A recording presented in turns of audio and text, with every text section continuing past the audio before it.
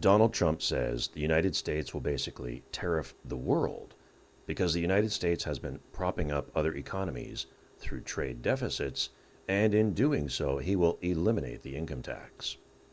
In this way, the rest of the world will pay for the people of the United States to live more prosperously. Now, I understand how something like eliminating income tax by charging the rest of the world for access to the U.S. market appeals to Americans.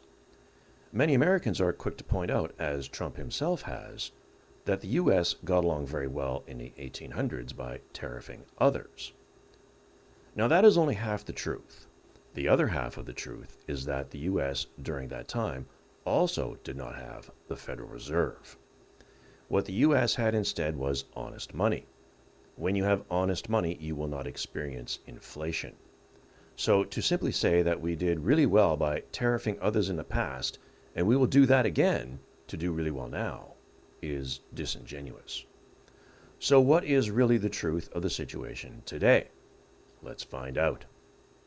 Just like every country has a social contract with its people, there is a type of global contract between countries in much the same manner. What Trump is saying is that he wants to change the global contract. So what is the current global contract then? Well, it goes like this. The Western powers came out on top after World War II, and the global money system going forward from then was established at Bretton Woods. The US dollar would underpin world trade.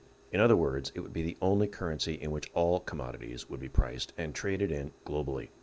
The transactions would be processed with the US SWIFT system. The US dollar would be a safe haven for foreign investment, as it would thereby become very stable. As the reserve currency for the world, all other currencies would essentially be valued against the US dollar.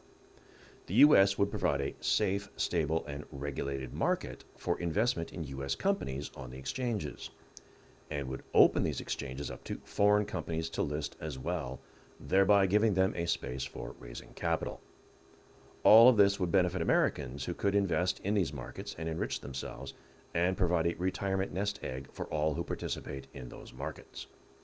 In return, the U.S. would become a world policeman and patrol the shipping lanes to ensure security of goods and keep piracy on the seas down. They built the Panama Canal to enhance shipping security and time delays, and controlled it also. In return, the world would buy up U.S. Treasury notes, and this would allow the Federal Reserve to print money from nothing and lend it to the U.S. government. The more treasuries bought up by others enables the printing of more money. And so the U.S. gets to have a credit card on which to spend from. So the deal is that the U.S. sells treasuries, then gets to print more money to do whatever it wants with. Do you get the picture here?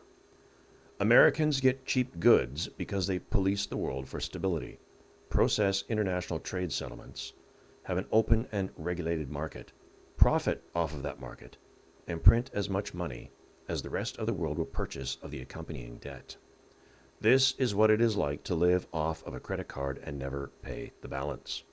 With all of these benefits to holding the world reserve currency, the last thing you would want to do is disrupt the situation by using that currency position and SWIFT settlement system as a bully stick on other nations through sanctions. And then say, we will get rid of income taxes and make the rest of the world pay us. We will tariff them to make up the difference. Is anyone understanding this picture? I hope so. To say to a country like Canada, for example, that we don't need anything you have, and then in the same breath say, you should become the 51st state to avoid the tariff, makes no sense, unless you want that territory to become part of the Union for some other purpose. I would suggest that this is the case. And as long as Canada and its really dumb politicians don't get this, it'll turn out really bad for Canada. Trump needs to expand the empire because the empire cannot sustain its debt load. They can't pay the credit card off, so they need more territory, which means resources, and populations, which means increased GDP, to write the future against and keep charging up the card, and at the same time, geopolitically keep its rivals suppressed. The body politic in Canada really needs to get this, or they're sunk.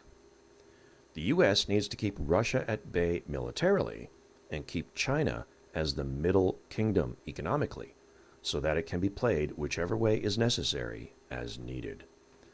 So, if the U.S. can't pay the credit card and nobody wants treasuries anymore, then what can you do? The situation of last resort is to go to war. War with who? Well, the whole world, apparently. Just like World War II had a victor who was able to set the terms of the global contract, so will the winner of World War III get to do. There has never been a situation like this in all of history before. Ancient Rome is the closest thing to this. They had no other empire to go to war with, though. It too was an empire, stretched far and wide. They ran up debt and could not pay, so they debased the currency. The rich and powerful became tyrants and siphoned off the wealth. All the while the people were handed bread and circus. The people were dumbed down and demoralized.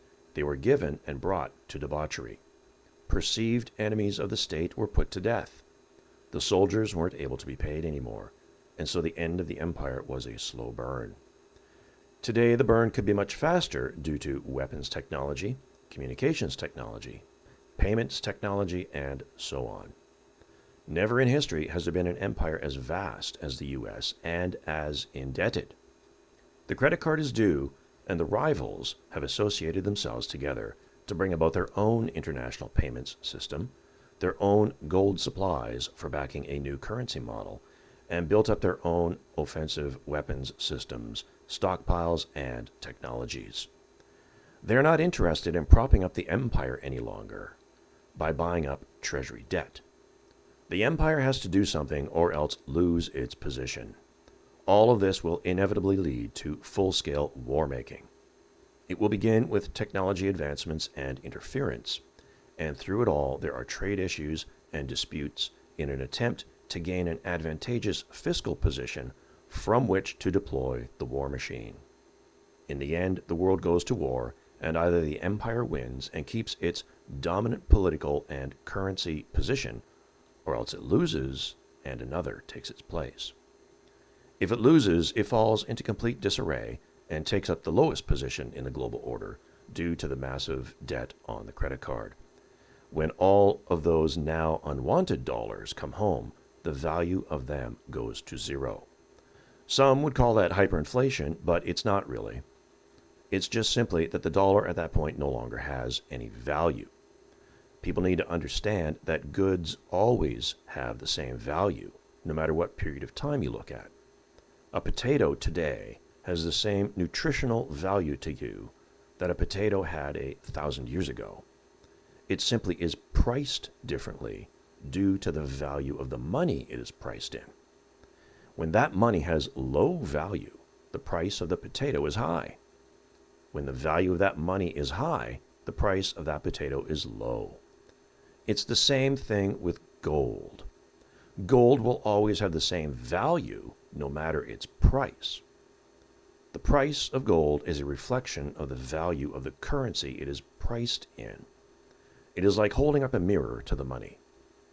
The piece of gold is still the same and has the same real value built into it, just like the potato.